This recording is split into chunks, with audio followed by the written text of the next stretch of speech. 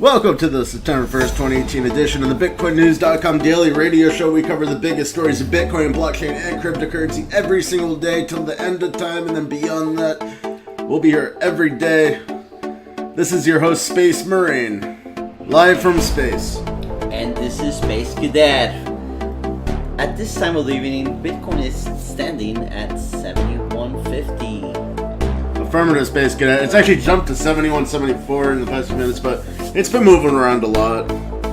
It was as low as around 7,000, and then it went as high as 72.70. It's a new peak. We're nearing the top of another good rally, because it's gone all the way up from about $6,000. It was actually as low as $5,800 in the middle of August, and now we're at $7,200 almost. So that's a $1,400 increase. Not bad at all for Bitcoin. Of course, it went down a lot this year from 20,000. And now for our first story. Dogecoin has a massive rally. It's going up. Space Marine. Affirmative, Space Cadet. Dogecoin has gone way up the rankings on CoinMarketCap. It's gone all the way from about number 35 to number 20 in the space of like about a week. Right now, its market cap $756 million, and its price is up over 100% since August 26. And the reason this is happening, we talked about this on the past show, is because of Ethereum. Basically, the Dogecoin creators are making an Ethereum version of Dogecoin. It doesn't do anything different than Ethereum does, but people will make Doge-themed apps. And the thing is, Dogecoin users have an incentive to use it, because all the Dogecoin users, when Dogecoin was launched, got free Dogecoin. So there's big incentive to use Dogecoin, and all the Dogecoin people on Reddit, they're always like talking on there for years and years and having a lot of fun, and it's an active community, so they'll probably make all these decentralized apps that are Dogecoin themed together. Dogecoin has went up a lot, though. It's up 100%, like I'm saying, really 100%, actually more than that. And usually cryptocurrencies can't go up this hard for so long. It'll probably level off and even go down a bit. Usually when cryptocurrencies rise so fast, they always go down a good amount too, right after they peak. So people are like, this is like basically a speculation bubble. Everyone in the mainstream seeing that Dogecoin rose a lot, and they don't know why, but they think it could keep rising. So they're putting tons of money into it. It could keep going up a bit more, but then it's going to go down. It'll still be a lot higher than it was before this rally started. But yeah, use your own discretion when you're investing in alternative coins. On to our next story. Ethereum Core's depths delays difficulty bomb. Reduce block rewards to Ethereum. Space Marine. Affirmative, Space Cadet. Ethereum has a centralized organization of developers, apparently. Like, they're a decentralized coin, but these developers have been taking unanimous decisions. They say they take communities' opinions and beliefs. Like, they take the community into account, but, yeah, the community posts what they think, but then they decide. So it's like any other government. And they've lowered the block reward for Ethereum to 2 Ethereum. And this is really, really, really bad for the miners. Like, the Ethereum mining has already been like awful because Ethereum went down from $1,700 to $300, less than that, and it's like above $250, between $300 right now. So it's been really hard to mine Ethereum and not profitable. Like, everyone, if you go on Letgo, like the app, you'll see like everyone's trying to sell their Ethereum miners, and they lost like all their investment on that one. And now they're lowering the block reward. It's really, really crazy. Right now, the Ethereum block reward is 5 Ethereum every time a miner gets a block, and they're lowering it to 2. That's more than a 50% reduction. And anyone that is still able to mine with Ethereum rigs, they're probably going to get put out of business unless they're like a massive farm. Like the super sites that are starting to proliferate across the world, like Bitmain has invested $1 billion into one of them, and it can now invest like $500 million or something like that. But they're investing up to $1 billion in these mining super sites, and those are the only ones that are going to be able to mine Ethereum if they lower the block reward like this. All the personal miners are really going to get put out of business, so I bet the miners are going to start a war with the investors. And here's the thing.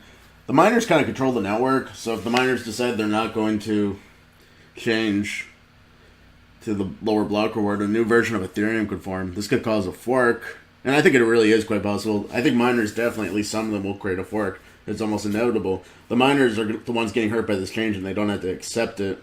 That's the checks and balances of a good cryptocurrency. Even though there's a centralized developer team, the miners can decide which version of Ethereum to run, and I think a new version of Ethereum is about to pop up, so this could be major news. And we'll keep following it here on Bitcoin News. On to our next story. Artist dubbed as next Andy Warhol, the artist, sells entire collection for crypto. What a great concept, Space Marine. Affirmative, Space Cadet. Lincoln Townley, dubbed by Sir Michael Caine as the next Andy Warhol. Sir Michael Caine sounds like he's a knight, but I don't know who he is. Anyways, we have an artist here. He went on like Twitter and like maybe Instagram and Facebook and was selling all of his artwork. And he demanded cryptocurrency, no other payment, so that's what he got. And he says he gets rid of the middleman. This guy will probably be extremely rich in the future. Just combine this data from the time traveler on Reddit. This guy says he's a time traveler, and this post was like 4 years ago. And he was very successful in his prediction, but he hasn't come back because I guess he went back through the wormhole. So anyways, he posted on Reddit that he's from the future of 2023. And Bitcoin has taken over the world. And people with 0.1 Bitcoin are super rich. And anyone with 0.1 Bitcoin or more goes to the citadels where all the Bitcoin miners live.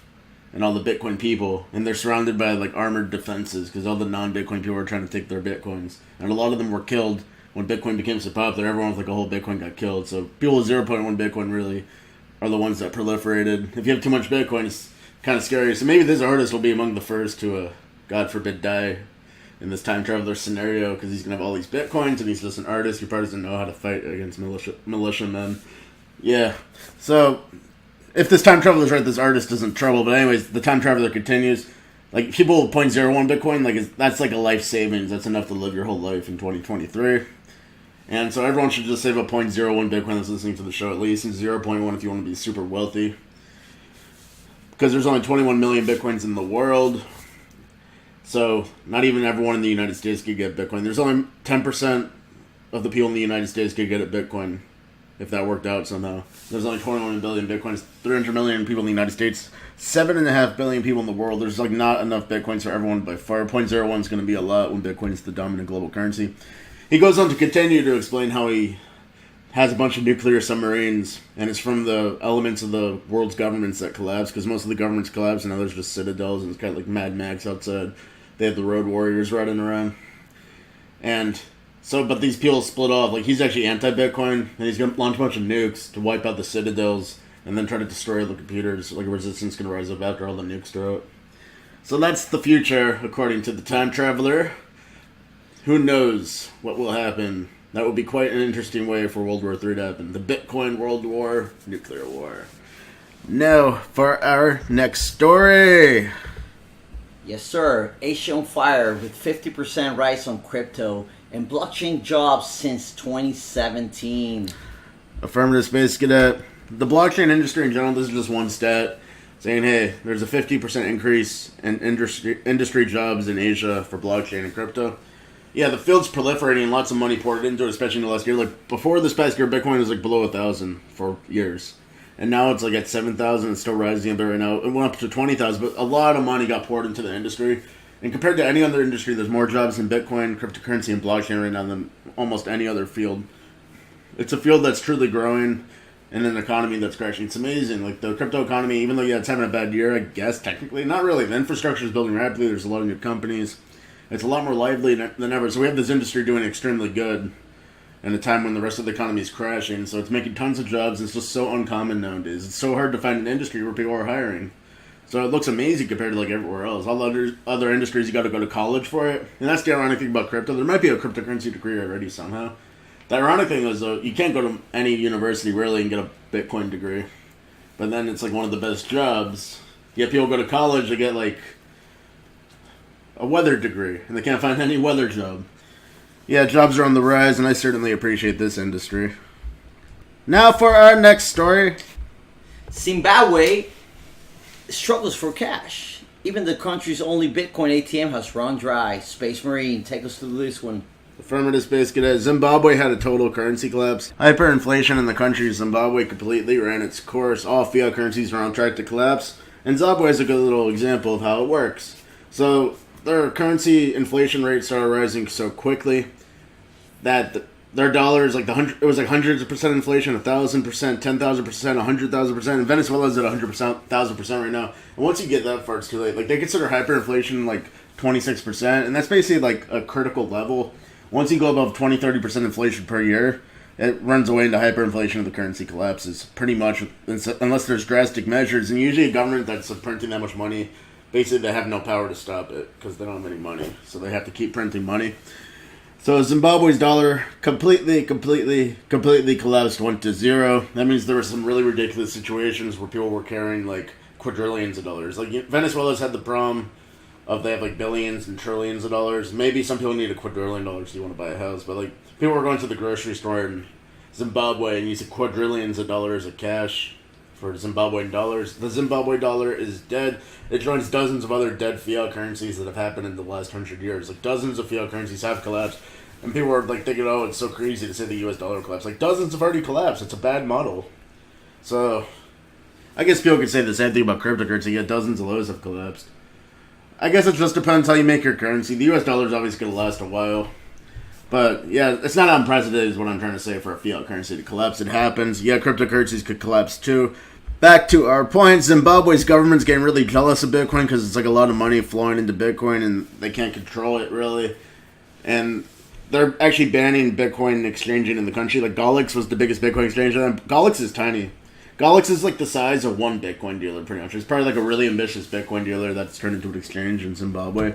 But they're like the same size of a random Bitcoin dealer somewhere in Florida. So Golex had a Bitcoin ATM in the country, and it was the only Bitcoin ATM in the entire country. And that's kind of how it was in the U.S. like 4 years ago when I was a Bitcoin dealer. So, you know, they're kind of behind the curve because they had their whole currency collapse, and their economy's not functioning too quickly. So Bitcoin was actually helping, and Golex would have become tremendous. Golex actually, here's the thing. This is why Zimbabwe banned the exchanges and Golex. Golex would have become Zimbabwe's central bank. Period. It would have been the central bank, pretty much, in like a really decentralized way. Like everyone would have bought Bitcoin in Zimbabwe and used it through their own methods. Like it wouldn't be like a bank, but yeah, it would basically replace the need for the central bank. So the central bank of Zimbabwe is the one that made the laws to ban Golex and the crypto exchanges because they're really pissed off that they're seeing all this money flowing through a crypto exchange, and they know it's taken away from anything they have control of. Like the central bank of Zimbabwe has no power anymore. They lost like their fiat. I don't know how a central bank is even called a central bank if their fiat collapsed. So they're not doing good. They collapsed their currency and they're attacking Bitcoin too. It's almost like they don't want money anymore. We'll see how that goes. Maybe that's a really holy mission they're on, to not have money. So I wish Zimbabwe's government the best of luck to not have money and live somehow. And that's all we have for you today on this September 1st, 2018 edition of the BitcoinNews.com Daily Radio Show. Go to BitcoinNews.com all the time, every second of every day. Just stay on there, keep clicking, and learn. You'll become an expert. This is Space Marine signing out. Join us tomorrow. I'm going to the Andromeda Galaxy. And this is Space Cadet. Thanks for joining. Adios, amigos.